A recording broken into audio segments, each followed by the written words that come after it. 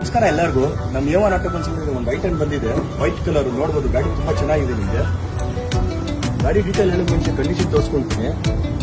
Tyre ನೋಡಬಹುದು 80-90% tyre ಇದೆ ನಿಮಗೆ.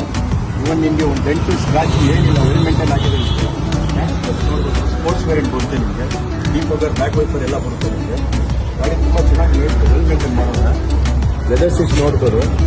ಗಾಡಿ ತುಂಬಾ ಚೆನ್ನಾಗಿ ಮೇಂಟೈನ್ ಮಾಡೋಣ.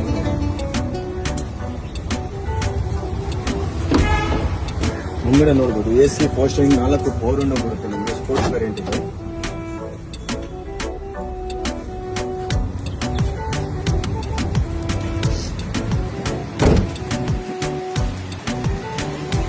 ಡೀಟೇಲ್ ಬಂದ್ಬಿಟ್ಟು 2010 ಮಾಡಲು second owner, fresh FC insurance ಕೂಡ ಆಗಿದೆ ನಿಮಗೆ.